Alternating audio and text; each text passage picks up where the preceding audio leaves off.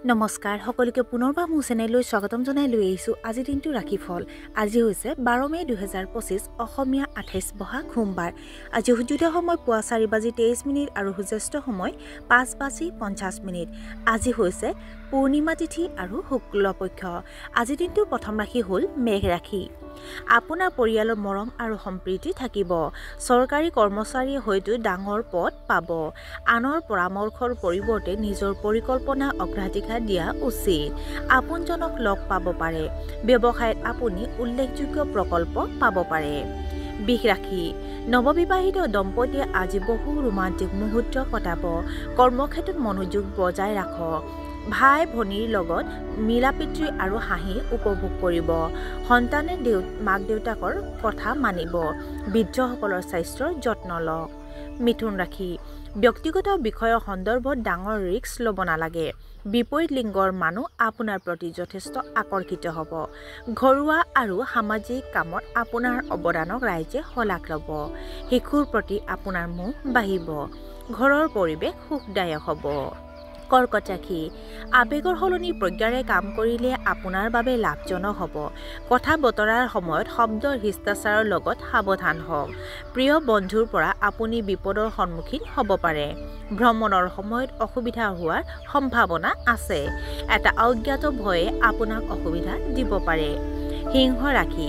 আপুনি আপোনাৰ বয়োজ্যেষ্ঠসকলৰ কথা ভালদৰে শুনা উচিত।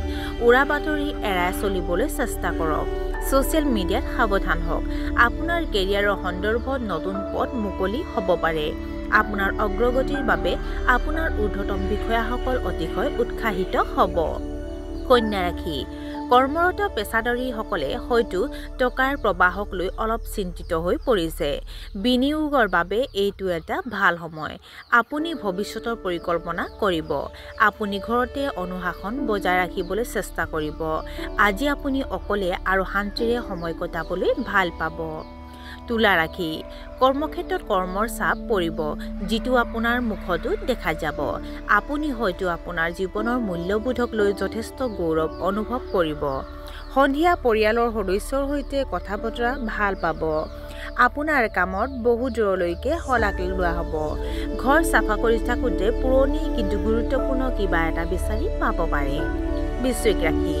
কিছুমান নেতিবাচক ব্যক্তিয়ে আপোনাক লক্ষ্যৰ পৰা আঁতৰাই পেলাব পাৰে। নিজৰ অধিকাৰৰ অপব্যৱহাৰৰ বাবে অপমানৰ সন্মুখীন হ'বলগীয়া হ'ব পাৰে। সুষম খাদ্য আৰু দৈনন্দিন ৰুটিন কঠোৰভাৱে পালন কৰিব লাগে। ব্যৱসায়ৰ মালিকসকলে ঋণত সামগ্ৰী বিক্ৰীৰ পৰা বিৰত থাকিব লাগে। আজি আপুনি বিশেষ লাভৰ আশা কৰা উচিত নহয়। ধনু ৰাশি। কৰ্মক্ষেত্ৰত আপুনি আধিপত্য বিস্তাৰ কৰিব। প্ৰেমৰ সংগীৰ সৈতে আপুনি বহুত ভাল সময় পাৰ কৰিব। আপুনি হয়তো নতুন ব্যৱসায় আৰম্ভ কৰিব। আপোনাৰ ওচৰৰ কোনোবা এজনৰ পৰা আপুনি আনন্দদায়ক খবৰ পাব। জটিল কামবোৰ আপুনি সহজেই সম্পূৰ্ণ কৰিব। আপুনি সমাজত জনপ্ৰিয়তা লাভ কৰিব। মকৰ ৰাশি। সামাজিক নিয়ম কঠোৰভাৱে পালন কৰিব লাগে। ঘৰৰ মানুহৰ মাজত প্ৰিয় হৈ থাকিব। প্ৰশাসনৰ লগত জড়িতসকলে নিজৰ দায়িত্বৰ প্ৰতি অতি আনুগত্যশীল হোৱা উচিত। আৰ্থিক পৰিকল্পনা কৰাৰ বাবে দিনটো অতি শুভ। ব্যৱসায়ত পৰম্পৰাগত পদ্ধতি অনুসৰণ কৰক। কুম্ভ ৰাশি। আপুনি আভ্যন্তৰীণ শক্তি আৰু উৎসাহেৰে ভৰি পৰিব। কৰ্মক্ষেত্ৰত আপুনি তীব্ৰতাৰে কাম কৰিব।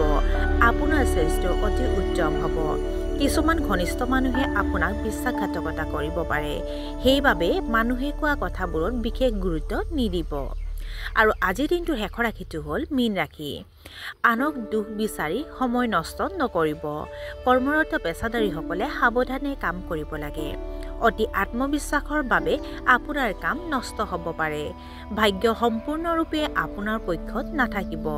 মনত হতাশা বাঢ়িবলৈ নিদিব। আৰু আজিৰ দিনটো ৰাশিফল ইমানতে অন্ত পৰিছে। আশা কৰোঁ আপোনালোক প্ৰত্যেকৰ আজিৰ দিনটো সুন্দৰ হওক। ধন্যবাদ।